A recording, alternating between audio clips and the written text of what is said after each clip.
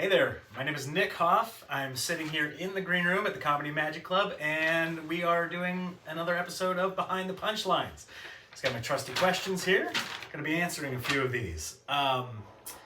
Question number one, what inspired you to become a comedian? A couple of different things, probably. The first thing that inspired me to be a comedian probably is my mom. Very funny. Very funny. And she would just do like little things in the car that would make you laugh, you know, on a mundane trip to the grocery store. And so kind of having that ingrained as a base level, like we're doing something stupid, like going to get groceries, can still be fun. So there's like something internally inside of me that always wants to find something funny in even something stupid. And then I didn't really know that you could be a comedian until I was growing up watching the show Seinfeld. And I was just telling Jimmy Brogan this, and it's like watching that, and you go, oh, he does what for a living? He's a comedian? I'm gonna do that. And so I feel like maybe I was 12, 13 years old, and once I found out that was something you could do, I was like, that's it. It went in the back of the brain, and everything else, accountant, clerk, whatever else I could have been in the world at that point, it probably was I wanted to be a football star, and then I didn't grow that much, so that was out the window. But comedian was like, as soon as I figured that out, I was like, I want to do that. I started writing, and so that kind of leads into what were some of my biggest influences in comedy. Seinfeld. You probably watch my early tapes of me doing stand-up, and I'm probably doing some kind of lame Seinfeld impression where your voice goes up high at the end. Like, this is when you're supposed to laugh. What was the hardest part about being a comedian? It has changed over the years. Early on, the hardest part was coming up with the jokes and figuring out what made you funny, different from everybody else. Now that is not the hardest part. Coming up with the jokes, you feel like they will come, if you live your life in a certain way where you're, always got the joke book right in the back of my pocket, and this comes with me everywhere. Even on my wedding day, my wife, she still hates the fact that in our wedding pictures, you can see a note back in the back of my tux. Always have it. So as long as you're always thinking, what's funny about this, and you've got that mindset going, that's no longer the hardest part. Coming up with the material is not the hardest part.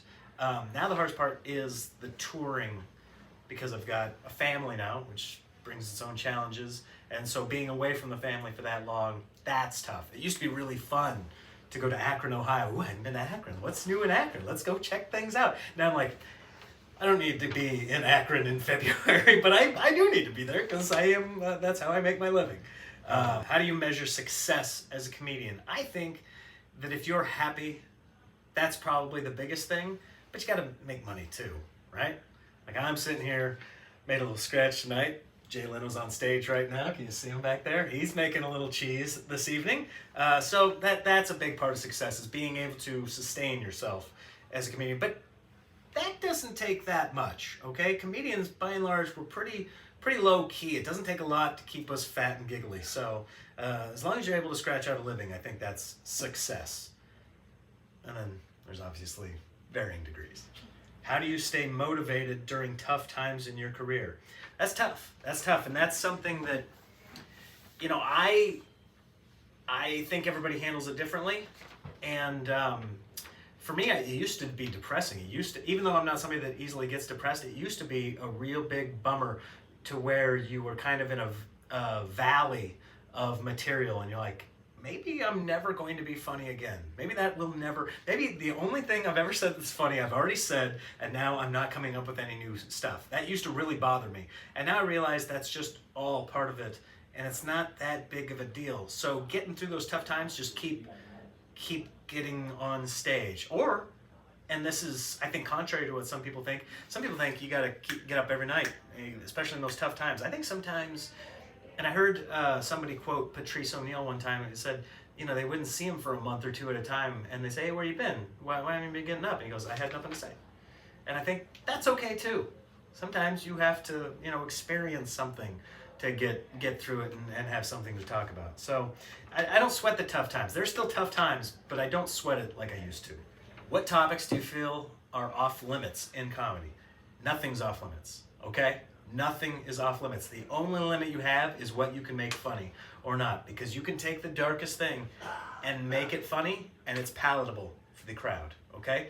0 things are off limits. I have the worst things I've ever written down in my notebook. If anybody ever finds one of these notebooks, like if I ever leave it on a plane or something, they're gonna think horrible things about me, because you write these things down, and at first you don't know why they're funny, but you figure it out, or you don't, and then you don't say them. Those things are off limits because you couldn't figure out a way to make them funny. Not because of the topic, but because of your failure. Well, what made me funny? Everybody thinks that comedian's supposed to be like, have a traumatic childhood or something. I don't necessarily subscribe to that, but I was short, and I think I developed my humor because I was a tiny human being until I turned like 18. So I think I would make jokes because that's who I was. I was just a short guy. That's how I got attention, whether it be with girls or making my friends laugh. That was the angle I was coming at it from. So that's, I think, probably what pointed me in that direction. And now most of my comedy comes through my family, or, I grew up in the Midwest. I live in Los Angeles now, so it's kind of differing ideals and kind of trying, and I love that I'm in the middle of that, and so I just make fun of everybody poking out. It doesn't matter which side you're on, whether you're conservative or liberal, it doesn't matter. I'm making fun of everybody, and that's a great little perch to be on, just right up here, just shooting at people on both sides. What's the most unusual place you've ever performed comedy? It's a good question, because we've done tons of things. I've done like churches where they you're behind the pulpit and you're almost like giving a sermon. That's so weird. You can't even move around. You're just up there, and you feel like half these things should be off limits here. Done comedy on boats. I've done like campfires. Ooh, I did. This is one. It wasn't a weird place, but the situation was bad. And ever since then, I turned down weddings. I was offered to do one wedding. It's like 10 years ago. It was a Samoan wedding down in Long Beach. Half the people didn't speak the language, and nobody had any idea why I was there, except the bride and groom. They were the ones that wanted comedy. They hired me. They found me on the internet, hired me, and I went down. I was like, yeah, I need $150. This is lean years. And I went down there and I just bombed for half an hour in front of a guy. The husband and wife loved it, but everybody else was very confused. Why are you ruining this special day for these people? Great. The first joke I was ever proud of. It was an off color. It was a weird joke. It wasn't off color. It was a weird joke. It was about the phrase expecting the unexpected. And in it had an act out, and it had this turn that I loved performing for people. And the reason I was proud of it, not because it was necessarily a great joke, but the reason I was proud of it was the turn always worked. It maybe didn't get the biggest laugh, but I always knew that line. And when you have a line in your act that you're like, it doesn't matter how I perform this, as long as I just say these words, it will elicit a laugh. I am proud of anything I write like that. Because some jokes you write and you're like, I gotta spruce this up with a little something, a little vocal inflection or an act out. But if all you have to do is say it, those are proud moments as a comedian when you can just write that. Yes, the first time I ever came to this club was with a comedian named Matt Fulcheron. He was doing the club, and I was kind of asking him about it. And he goes, you know what? I'm doing it on Friday or whatever it was. Why don't you come down and you can meet everybody? And I came in, and you walk down this hallway. If you haven't seen it, it's amazing. This hallway's got pictures of everybody that's ever been here, and you're walking through, and it's just history is facing you, and you can feel the weight of this place. So the first time you're here, I was like, the ears lowered. It was like Simba when the wildebeest are coming down, and you just, ooh, and so always grateful to him for bringing me in here. But even after that, it was a little while before I got to perform.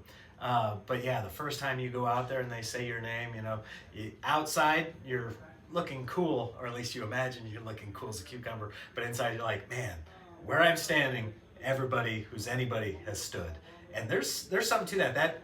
That really can weigh on you, and it did on me for the first several times I did it. And even tonight, I felt a little bit of that wave of nerves come back that I felt from those first few times, being here. This is my first time here with Jay Leno, and you can just feel like, wow, this is something incredible is here tonight, and I get to be a part of it. And that's that's one of the coolest things about this place.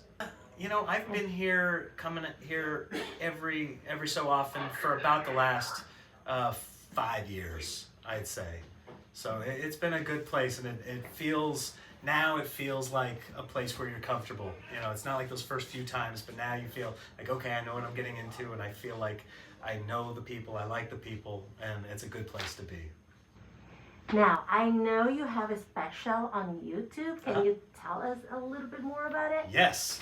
My new special on YouTube, Nick Hoff America, the final season, is out, and that I'm really proud of. That is the latest hour that's out there, and I taped it in Arizona, and I couldn't be more proud of it. So I'm really pumped for anybody that sees me. And the cool thing about that is it works even when I'm sleeping. So right now I'm talking to you, and one day this thing will go out and it'll be out there for people to discover, but my special's out there right now for everybody to discover. So I'm getting messages from people all the time like, hey, never heard of you, but now you've got this, that's incredible, and when you come to Cincinnati, you got yourself a fan. So I love that about today's modern age. A lot of things about the internet stink, but that's one of the good things. So how did you feel when you got the call that you were gonna open for Jay Leno tonight? That was incredible. The first thing I did was I looked at my wife and I said, check this out. And she goes, wait, what, tonight? I was like, yes. So I was super excited to get here and be able to open for him. And I don't know if he watched me. I don't know if I want him to watch me in this moment. It could have been too big. But it was pretty cool to know that you're coming, because he's seen the pictures that you guys post here, and it's like, oh, look who opened for Jay and Jimmy, and you go, what do they have that I don't have? You go, okay, well, tonight I have it. So it's a blast. Well, thank you so much. Thank you. This was cool.